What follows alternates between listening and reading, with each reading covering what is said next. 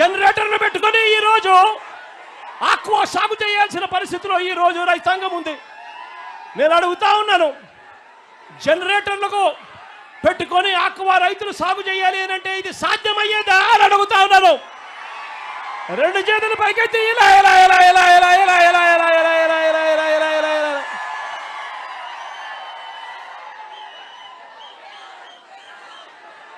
అదే మన హయాంలో రైతన్నలకు తోడుగా ఉండేట్టుగా సీడు, ఫీడు, నీటి నాణ్యత, వ్యాధి నిర్ధారణ, వీటి అన్నింటి కోసం అని చెప్పి ఏకంగా 35 ఆక్వా ప్రాంతాలలో ఇంటిగ్రేటెడ్ ల్యాబులు మనం తీసుకొచ్చి పెట్టాం. అంతేకాకుండా ఏకంగా 782 ఆక్వా 782 ఆర్బీకేల పరిధిలో ఏకంగా ఫిషరీస్ అసిస్టెంట్లను అంటే ఫిషరీస్ డిగ్రీ పట్టభద్రులను తీసుకొని వచ్చి ఈ 782 ఆర్బీకేలలో వీళ్ళను నియామకం చేశాం. వీళ్ళ చేత, ఆ ఆర్బీకేల చేత, ఈ పట్టభద్రుల చేత, ఈ ఆక్వా ల్యాబుల చేత ప్రతి రైతాంగాన్ని చెయ్యి పట్టుకొని నడిపించే కార్యక్రమం చేశాం. మన హయాంలో ఏకంగా 120 రోజుల పాటు 150 రోజుల పాటు ఉండే సీడు ఈరోజు కేవలం 90 రోజులకు మించి బ్రతకని పరిస్థితిలోకి ఈరోజు ఆక్వా రంగంలో రైతన్న అల్లాడిపోతా ఉన్నాడు. ఈరోజు జబ్బులు పెరిగిపోయాయి. క్వాలిటీ మానిటరింగ్ అనేది పూర్తిగా పక్కకు తప్పుకున్న పరిస్థితి కనిపిస్తూ ఉంది.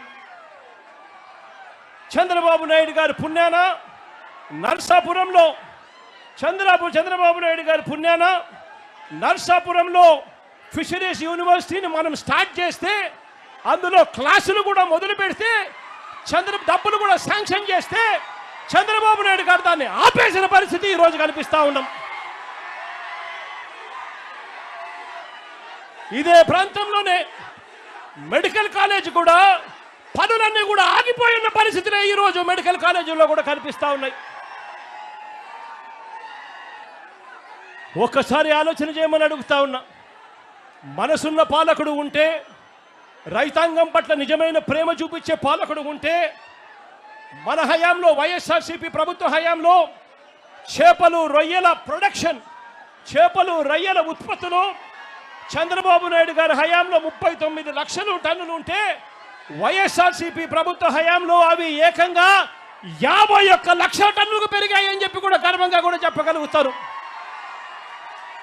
మనం తీసుకొచ్చిన ఈ విప్లవాత్మక మార్పుల వల్ల రైతాంగాన్ని చేయి పట్టుకొని నడిపించినందువలన 2018-19లో చంద్రబాబు నాయుడు గారి హయాంలో రాష్ట్రం నుంచి ఎగుమతుల విలువ 13,855 కోట్ల రూపాయలైతే 2023 అంటే వైఎస్ఆర్సీపీ ప్రభుత్వ హయాంలో ఆక్వా ఎగుమతుల విలువ ఏకంగా 20,000 కోట్ల రూపాయలను కూడా గర్వంగా చెప్పగలుగుతాను. ఒక సంవత్సరం అయింది నువ్వు ఓడిపోయి. ఈ సంవత్సరంలో అయినా మందులు తీసుకొని బాగవచ్చు కదా. ఈ సంవత్సరం అయిన తర్వాత మందులు తీసుకొని బాగవచ్చు కదా. ఏమైంది జగన్మోహన్ రెడ్డి నీకు? నువ్వు మారవా? ఎవరితో ఎవరిని పోల్చాలో కూడా నువ్వేంద్రే? ఈరోజు మేము అడుగుతున్నాం, నువ్వేంద్రే అని అడుగుతున్నాం. నువ్వు కూడా చిన్నపిల్లకాయడివా? నువ్వు కూడా ఒక నిన్ను దేంతో కొట్టాలి అని అడుగుతున్నాం. ఈ రోజు నిన్ను దేంతో కొట్టాలి? చెప్పుతో కొట్టాలా? చెప్పుతో కొట్టాలా? బాబు గారి గురించి మాట్లాడతావా? నువ్వు నీతి నిజాయితీ గురించి మాట్లాడతావా? ఇన్ని కేసులు పెట్టుకొని ఇన్ని వేల కోట్లు నువ్వు ఖర్చు పెడుతూ చంద్రబాబు నాయుడిని రోడ్డు మీద కొట్టాలా? నిజంగా ఏమైనా అర్థం ఉందా అని కూడా మేము అడుగుతున్నాం. అదే కాదు, ఈరోజు వైసీపీ నాయకులు ఉన్నారు. ఈరోజు వైసీపీ నాయకులు ఉన్నారు. మొన్న 100 రోజుల కాల 150 రోజుల కాల ఈ కేసులై ఏం చెప్తున్నారు?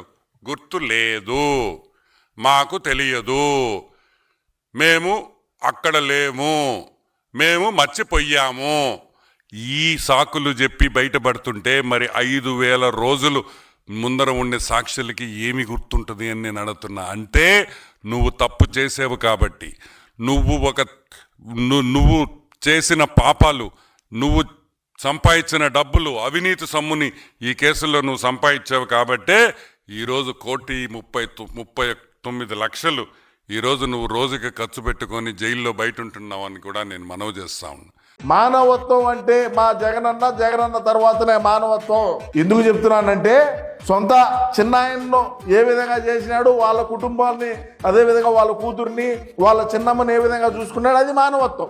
అదే విధంగా తల్లి గారిని చెల్లి గారిని రాజకీయ అవసరాల కోసం, రాజకీయ స్వార్థాల కోసం ఈయన ముఖ్యమంత్రి కావాలని చెప్పి ఏ విధంగా 16 నెలల పాటు రోడ్ల బడిగా తిప్పి ఆ తర్వాత ముఖ్యమంత్రి అయిన తర్వాత వాళ్ళని ఏ విధంగా పట్టించుకోలేదనేది ఇది మానవత్వం. దళితుల్ని హత్యలు చేస్తా ఉంటే వాళ్ళకు బెయిల్ తీసి ఇచ్చి మళ్ళా వాళ్ళను పక్కన కుర్చీ చేసుకొని కూర్చొని పెట్టుకున్నాడంటే ఇది మానవత్వం. రాష్ట్రంలో ఉండేటువంటి మహిళలందరికీ సంపూర్ణ మద్యపాన నిషేధం చేస్తా, దశల వారీగా ప్రతి ఇంట్లో ప్రతి అక్క చెల్లెమ్మ బాగుండాలా అని చెప్పి అన్నారంటే అది మానవత్వం. సో ఇటువంటివన్నీ మా అన్న గురించి మానవత్వాల గురించి చెప్పుకుంటా పోతే కోకొల్లలు ఉన్నాయి. మరి జగనన్న ముందు పుట్టినాడా, మానవత్వం అనేది ముందు పుట్టిందా అనేది మీ యొక్క అమూల్యమైన అభిప్రాయాన్ని తప్పకుండా కామెంట్ రూపంలో అయితే తెలియజేయండి. నిన్ను ఎలా ట్రోల్ చేశారో, జనాలు నిన్ను ఎంత దారుణంగా చూశారో, ప్రపంచ చరిత్రలో ఎన్ని రాష్ట్రాలు ఉన్నాయో తెలియదు కానీ అన్ని రాష్ట్రాల ముఖ్యమంత్రులు కూడా నీ అంత దిగజారిపోలే. అది తీసుకో, ఇది తీసుకో, ఇది తీసుకో, ఈ 3 కలుపు. మా వి గన్ కలపడం కాదు, నువ్వు కలపాల్సిందే విజయమ్మని, షర్మిలమ్మ, నువ్వు కలవాలా. ఇది నిజమైన మావి గన్. మచిలీపట్నంలో అమ్మ, విజయవాడలోవి, గుంటూరులో గన్ కాదు, విజయంలోవి, షర్మిలమ్మలో షా, జగనంలో జా, విషజా. ఇది నిజమైనటువంటి మీ కుటుంబానికి ఉండేటువంటి రాజధాని. అవి 3 కలిపి, అవి 3 కుట్టి నీ రాజధాని నువ్వు బాగుపడుచుకో. ఒకరికి చెప్పే స్థాయి కాదు నీది. చూడండి ఇక్కడ చూడు, మళ్ళీ ఈయనేదో మొత్తం అందరినీ పెట్టాడు అంటే అనుకుంటారు కదా, ఇప్పుడు రికార్డ్ చేసి దాన్ని స్కెచ్తో లైవ్ అని రాసి అంతకుముందు స్కాచ్ చేసి పూర్తి స్థాయిలో స్క్రిప్ట్తో వస్తున్నాడని ఎవరో 4 పెట్టారు. మళ్ళీ వాళ్ళు అపర మేధావులు మళ్ళీ నవ్వుతున్నారు మళ్ళీ. ఓకే, 4 టాబ్లెట్లు మీరు కూడా వేసుకోండి, ఏమనుకోబాకండి, మీకు నాకు శత్రుత్వమే లేదు. ఆగిపోకపోతే అదృష్టం, మిమ్మల్ని తిట్టకపోతే వెంటనే మీ మీద బ్లాస్ట్ చేయకపోతే ఎందుకు ఆ నవ్వెందుకు, ఎందుకు అది ఏమైంది ఏమైంది అంటున్నా, ఎందుకు అంత పొడి పొడి నవ్వెందుకు, అంత సైకోయిజం ఎందుకు, అంత శాడిజం ఎందుకు, ఏం కావాలి నీకు? అలాంటి వాళ్ళకు అండగా ఆర్థిక సహాయం ఈ గొడ్డలి పార్టీ చేసే పరిస్థితి వచ్చింది.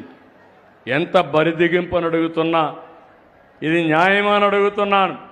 మీకు ఇవన్నీ నేను చెప్పాలి, మీలో కూడా చైతన్యం రావాలి, మీ ఆలోచన విధానంలో మార్పు రావాలి.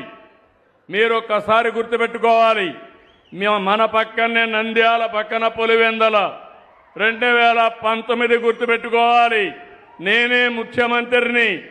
నేను ముఖ్యమంత్రిగా ఉంటే బాబాయిని గొడ్డలతో లేపేసి గుండెపోటుగా చిత్రీకరించి 2వ రోజున ఆ కత్తి నా చేతిలో పెట్టి నారాసుర రక్త చరిత్రని రాజకీయ డ్రామా ఆడి ఓట్లు సంపాదించుకున్నారు. అవునా కాదా?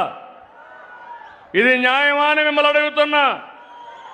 ఒక ముఖ్యమంత్రి పైన ఇలాంటి చేస్తే, అబాండాలు వేస్తే మీరు ఒక లెక్క అని మిమ్మల్ని అడుగుతున్నా.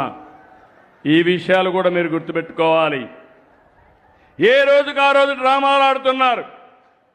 మొన్న తిరుమలకు పోవాలన్నాడు, వెళ్ళమన్నాను, డిక్లరేషన్ ఇమ్మన్నా. నేనున్నాను, మసీదుకు వస్తాను, మసీదులో సాంప్రదాయాలు పాటిస్తాను.